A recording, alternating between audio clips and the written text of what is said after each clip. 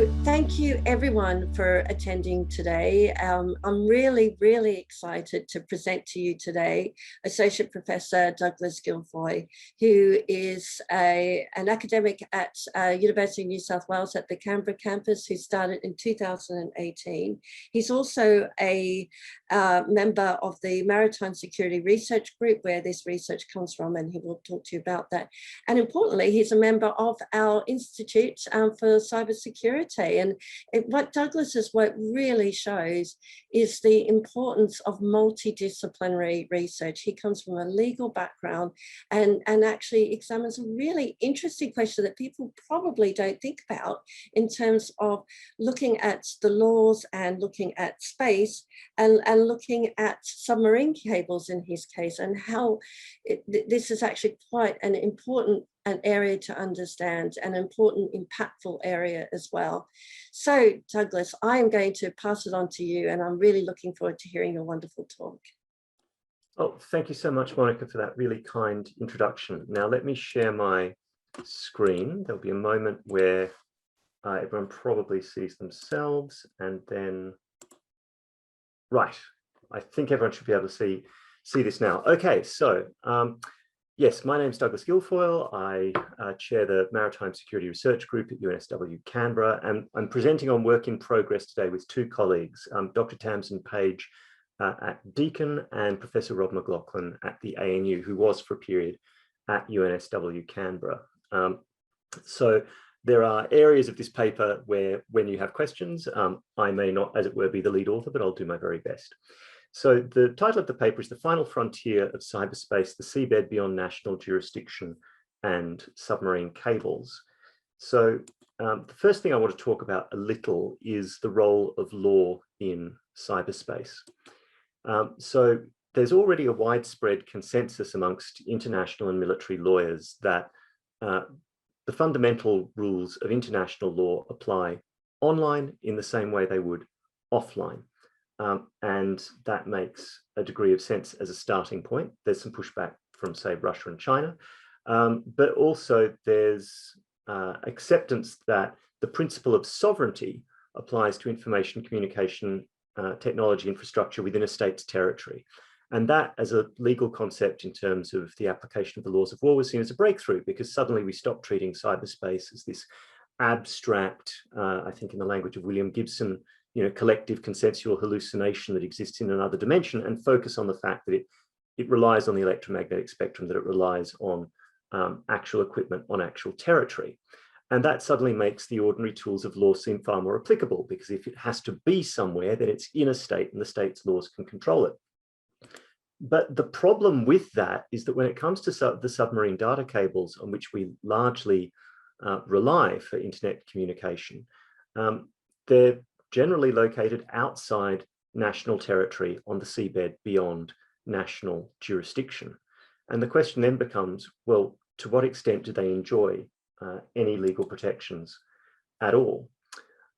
So the point our research starts from is the idea that we are extremely reliant on submarine cables. So several $1 trillion worth of financial transactions move in particular out of the US and the UK every day across these cables, but also, other than that, kind of civilian supply chain or financial infrastructure that we might rely on.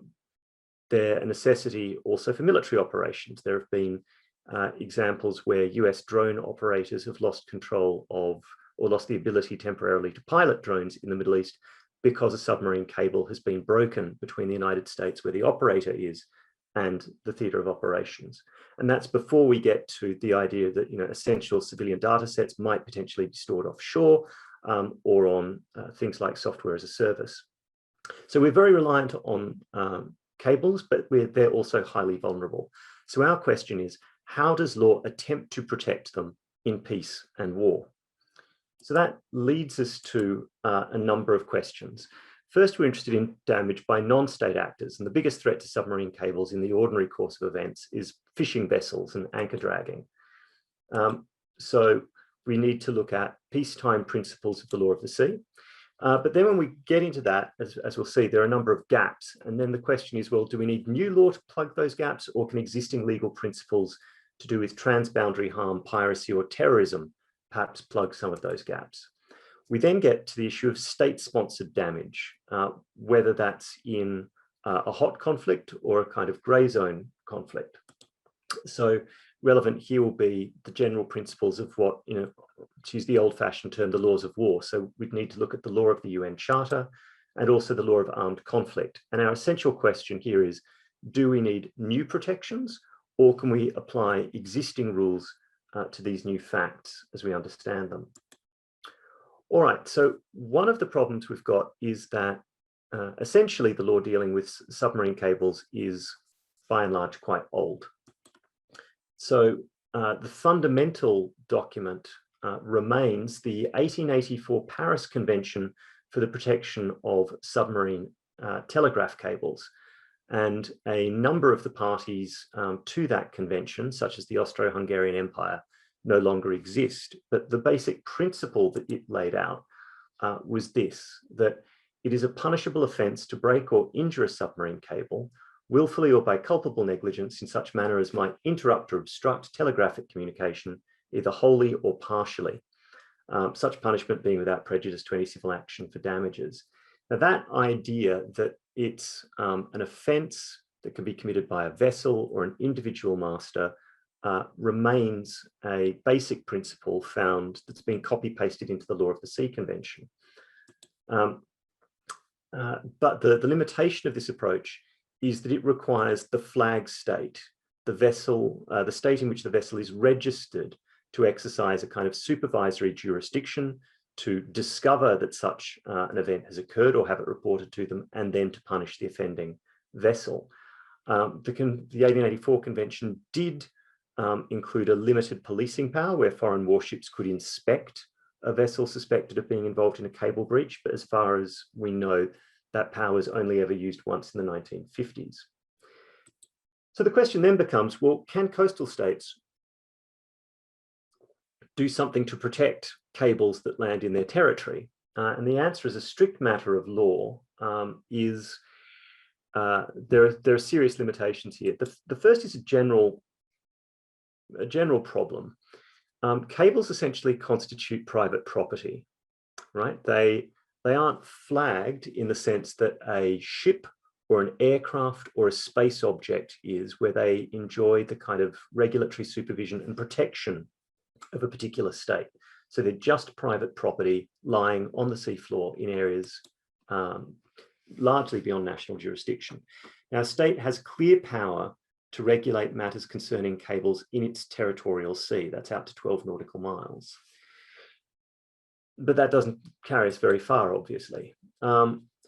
Now, beyond that, the UN Convention on the Law of the Sea focuses on damage to cables of the type we've just discussed, and again places responsibility on flag states. And the reason why is twofold. First, this wasn't a high priority in the convention's drafting, and so provisions were copy-pasted across from the 1884 convention. But also, this is 82, we're talking about kind of the end of an era when it was presumed that wireless communication had basically made cables semi-irrelevant, that this was for telephone calls and telegraphy, but not really for vital systems of, say, military communication. All right. Now, while a number of states, and those who are familiar with the work of cable consortia will probably be able to mention to me states that claim to regulate the laying of cables, for example, in their exclusive economic zone, there is no such obvious power in the Law of the Sea Convention. And while Australia and New Zealand, for example, will declare cable protection zones throughout their exclusive economic zone, they will only enforce those zones in respect of activities that the state normally has jurisdiction over, like fishing, or in respect of Australian or New Zealand flagged vessels. And only exceptionally, in Australia's case, with the permission of the Attorney General, would they seek to enforce those zones against foreign vessels. So the ability of a coastal state to protect its own, or protect cables that land in its own territory is limited, because fundamentally, the international law treats the laying of cables as a freedom of the high seas that's to be preserved to the maximum extent possible. All right, let's turn then to, and I might undershoot my 30-minute speaking time, but that will give us some ample time for discussion. Let's turn to the law of war and armed conflict. So the first question is, in a sense, could a cable breach have consequences that could be treated as equivalent to a conventional kinetic attack in the old-fashioned 19th century language as an act of war? The place we start that discussion is under the UN Charter and the concept of the right to self-defense following an armed attack or an act of aggression. So the starting proposition in our paper is that given that any act of cable cutting is going to have widespread civilian impacts, and in most parts of the world will not affect a single country. I mean, conceivably, you could cut, say, Australia or New Zealand off perhaps from the rest of the world without heavily impairing communication to other states, but that's an exception, not the rule, right? A lot of cables don't just serve one country. So you'd wind up having regional effects, not merely national effects. So we say that level of impact, probably multiplied across multiple nations, would clear the legal test of having, quote unquote, scale and effects sufficient to constitute an armed attack or an act of aggression. So that analysis would allow a state to reply against an aggressor, if they could be identified, under the ordinary principles of self-defense and using military action. The other possibility is that the UN Security Council could authorize multinational, multilateral operations under its Chapter 7 powers. To do so, it would first need to declare that such an act was a threat to the peace, a threat to international peace, justifying a UN-mandated response. And Dr. Tamsin Page's work, which we draw on, she's done a long-form sociological analysis of voting patterns in the Security Council. Her conclusion is that the Security Council would be likely to find that a major cable cutting incident could constitute a threat to the peace, so long as no permanent member of the Security Council was the aggressor, in which case they would obviously exercise their right of veto. All right, now,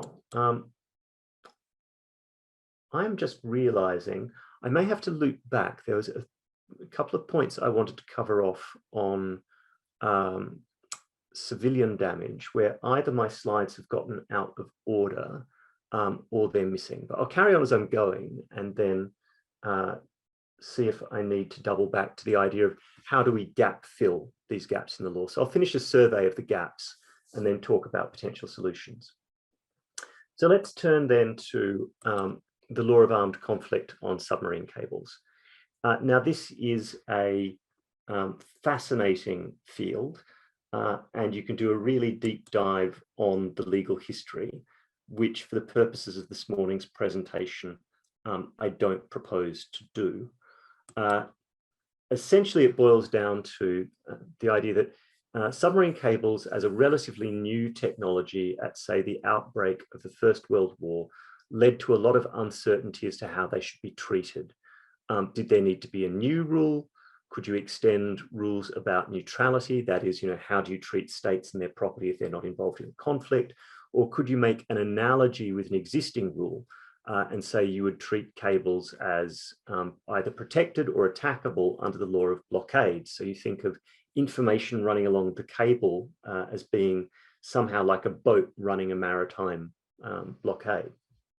The essential point was there was a great lack of certainty in the written sources. So there was one limited rule in the Hague regulations applicable to warfare on land that constituted a binding international treaty in 1907 that essentially said that an occupier should not cut a cable that lands in occupied territory during an armed conflict if that cable connects to the territory of a neutral state, a state that's not involved in the armed conflict. So that's a very narrow rule. There was some reliance, as I've said, on a kind of general principle that said you can't conduct hostile operations in neutral waters or against neutral property.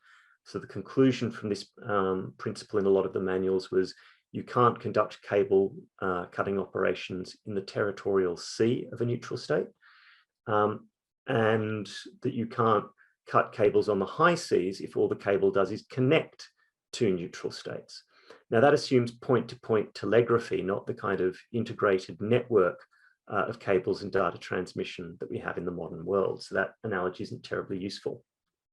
And there was also a test variously defined that cables could be cut when it met circumstances of so-called strict military necessity, which isn't really a concept otherwise known to the law of armed conflict. And that was proposed in 2 different national manuals or model manuals on the law of armed conflict. So essentially, we get right up to the Second World War with no real clear rules around the protection of cables. Further, there's an effort in the mid-90s that's been very influential to codify, that is to consolidate and write down in one model manual the law of naval warfare, and that volume was the San Remo Manual on International Law Applicable to Armed Conflicts at Sea. But again, it suffers a little from the timing and the authors being a little behind the time. We're just beginning to see the internet really take off in civilian space in the mid-90s, at the time the manual was composed, and there was still that historical legacy of presuming that really important communications were going to be passing over wireless or satellite channels, not perhaps undersea cables. All right, so let's talk now about filling the gaps, and I'll come back to the issue of how we fill gaps under the law of peace. But let's just carry on with the law of war for the moment. So some have proposed that we need a special new rule of the law of armed conflict, which would make cables neutral or inviolable. That would mean they would never count as a legitimate military target. While that view has some academic support, it's really hard to see where the champions would come from to propose this as a new treaty rule. This isn't presently an age where states seem very interested in concluding major new multilateral treaties of any type, particularly dealing with military operations. So that's not a particularly realistic prospect. The other possibility is to say, can we think through how ordinary principles would apply to infrastructure such as cables, given how critical they've become? So an ordinary principle of the law of armed conflict, which has the rather unwieldy reference Article 57.2A3 of Additional Protocol 1 to the Geneva Conventions of 1949, sets out what's known as the principle of proportionality, which is essentially that a warfighting state must refrain from attacks which would cause civilian damage that is excessive in relation to the concrete and direct military advantage anticipated. So the conclusion we advocate for in the paper is that on any reasonable assessment, the level of disruption to civilian life and infrastructure should normally return the answer no on any proportionality assessment. That even if it's a legitimate military target that would offer a concrete military advantage in its destruction, the countervailing factor would be extensive civilian disruption and damage. Now that's our conclusion, and it might be, it's a little controversial in that there continues to be expert debate, because certainly, for example, the Talon Manual 2.0 would suggest that quote, merely losing data or merely losing functionality of electronic systems doesn't constitute damage under the law of armed conflict. And this relies on a sort of long-standing view that for an object to be damaged in war, it has to be sort of physically, verifiably no longer there, and that damage to electronic systems or critical civilian data sets is of a different character. So we're advocating essentially a progressive interpretation of the law in light of what we would argue is a more realistic assessment of the facts. Now I'm just going to skip back a couple of steps, because I had said I would say a few things on how might we plug the gaps on the law of peace side, on the civilian side. And there are a couple of a couple of ideas here that appear to have gone missing from my slides, but I'll walk through them as best I can. So they're essentially threefold. The first is that there's already a principle known to environmental law, the transboundary harm principle, which says you shouldn't allow activities to be carried out in your jurisdiction that damage or harm the interests of other states. So this is easy to conceptualize in a case where you're allowing a heavy polluting factory right on a border to spill pollution into another state. It may also cover situations where you knowingly allow, for example, insurgent groups to operate from your territory, make no effort to shut them down, and allow them to carry out hostile operations in another state. So our first argument is the same principle could apply to flag states that fail to adequately regulate their vessels and prevent them from causing cable damage. So you try and skip the intermediate layer of having to find and prosecute a delinquent vessel master and make the state liable for their conduct.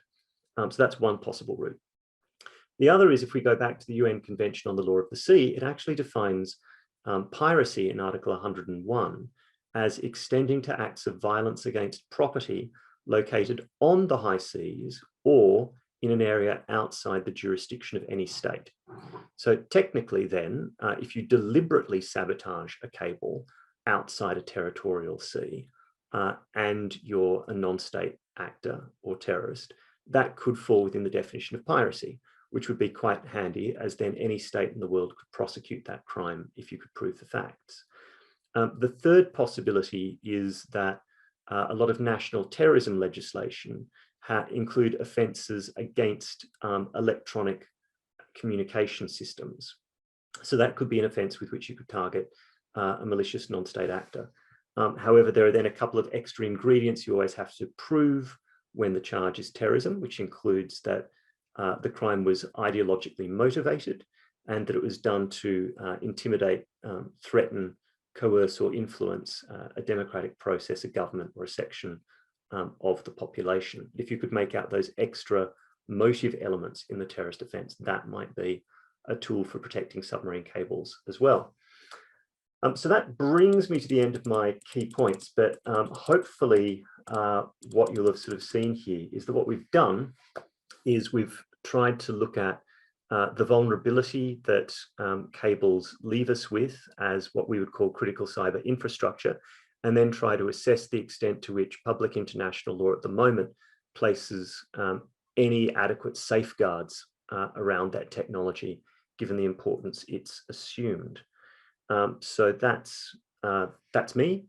That's me done, Monica, and I think we've got plenty of time for questions, hopefully.